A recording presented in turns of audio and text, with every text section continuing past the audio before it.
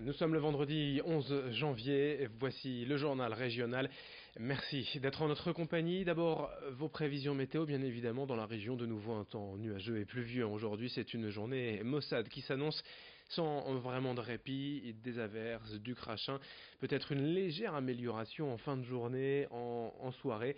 Mais pour l'essentiel, c'est une journée pluvieuse et nuageuse. Je vous le disais, les températures de saison, 8 degrés à Dunkerque cet après-midi, 7 degrés partout ailleurs, à Boulogne, à Calais, Saint-Omer ainsi qu'à Lille. Les prévisions météo complètes après ce journal. À la une, tout d'abord, dans la métropole lilloise, la visite hier matin de la ministre du Travail à l'agence Pôle emploi de l'île Sud. Muriel Pénicaud est venue accompagnée de Sophie Cluzel, secrétaire d'État chargée des personnes handicapées. Ensemble, elles sont venues constater l'efficacité d'un nouveau dispositif pour l'emploi des handicapés. Lancé en 2018 et testé dans 13 agences, dont celle de Lille, ce programme expérimental vise à identifier les demandeurs d'emploi en situation de handicap, mesurer les impacts du handicap sur la recherche d'emploi et proposer l'accompagnement le plus adapté en fonction de la personne. Aujourd'hui en France, le taux de chômage des handicapés est 2 fois supérieur à celui des valides. Explication au micro d'Idil Kunaï.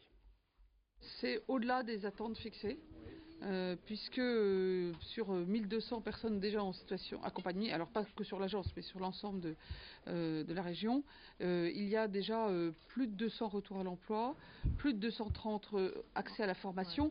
Or, beaucoup de personnes sont encore en situation d'accompagnement. On a eu des témoignages de plusieurs personnes en situation de handicap qui disent toutes que d'abord, reprendre confiance en soi, découvrir qu'on a des limitations, mais aussi des compétences qu'on peut développer, c'est déjà une première étape. Et donc, c'est tout un accompagnement partenarial qui est fait là-dessus, des adaptations des formations, des adaptations des parcours. Donc, je dirais, c'est pas encore les résultats de l'expérimentation, mais le premier bilan d'étape est extrêmement encourageant.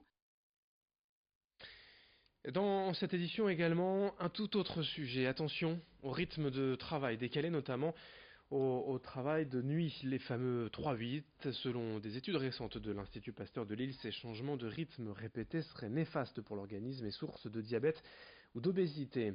Selon ces recherches, depuis des millénaires, l'être humain a développé en fait une horloge moléculaire en fonction du soleil. Ainsi, nous sommes programmés pour manger dans la journée et jeûner durant la nuit. Les consommations de calories et le contrôle du glucose se font donc en conséquence. Or, si l'on bouleverse ce rythme, le corps réagit mal et cela provoque parfois du diabète ou de l'obésité.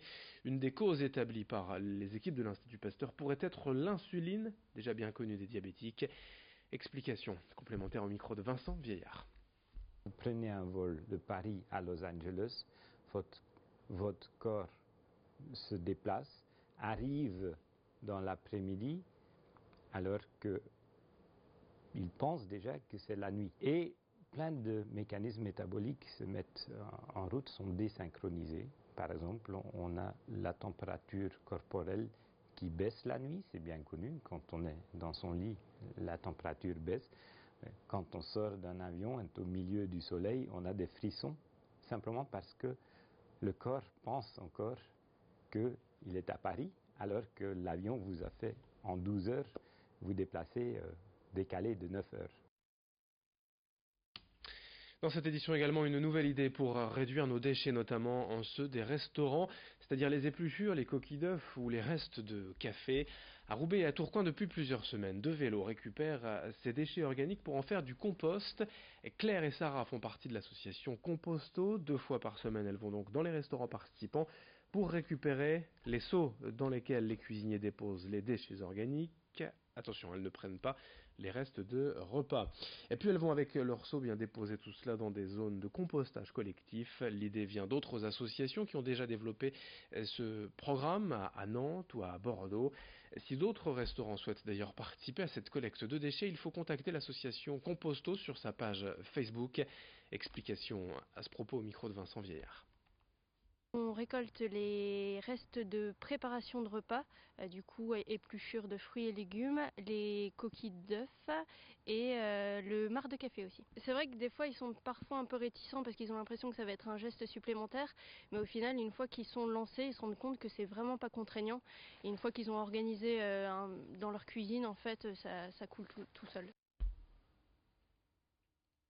Si Internet est un formidable outil de recherche et de partage des connaissances, le dark web permet aussi aux personnes mal intentionnées de récupérer des fichiers dangereux tels que des plans d'armes à feu à construire ensuite chez soi avec une simple imprimante 3D, des armes fonctionnelles, intraçables puisqu'elles ne comportent aucun numéro de série, elles sont également indétectables car fabriquées à partir de plastique et passent donc les contrôles de sécurité sans aucune difficulté. Pour contrer ce phénomène, la société roubaisienne Dagoma, leader de l'impression 3D en Europe, a décidé de publier des plans d'armes inoffensives, de fausses pièces, impossibles en fait à emboîter une fois imprimées.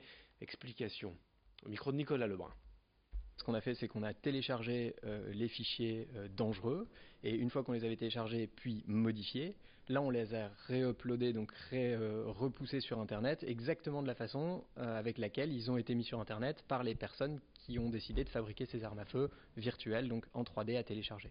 Et donc on a utilisé des faux profils, des VPN, etc., de manière à réuploader un maximum de fichiers pour que les utilisateurs qui décidaient malencontreusement de vouloir imprimer des armes à feu se retrouvent avec des fichiers qui soient corrompus, qui soient non fonctionnels, de manière à sécuriser un maximum de personnes. On considère qu'on a tous un engagement social et sociétal, et en permettant l'accès à l'impression 3D pour tous, on se sent, en tout cas, et c'est important pour nous, c'est complètement dans nos valeurs, de sécuriser aussi tout ce qui tourne autour de l'impression 3D. C'est pour cette raison que, on a modifié les fichiers d'armes, et on les a re-rendus publics de manière un petit peu cachée, et deux, via notre logiciel Cura by Dagoma, vous ne pouvez plus imprimer d'armes à feu, de manière aussi à sécuriser là notre environnement et nos machines.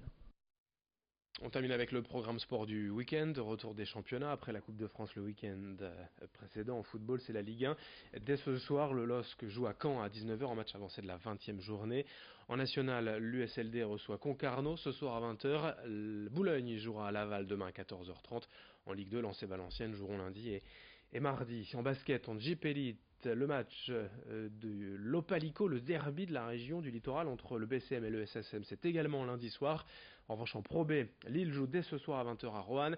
En Ligue féminine de basket, le SBVA joue à Mondeville dimanche à 15h30. Et en Ligue A de volley, le TLM Tourcoing accueille Nantes-Rezé dimanche à 17h. Fin de cette édition régionale. Merci à vous de l'avoir suivi. Dans un instant, d'autres infos, notamment vos prévisions météo.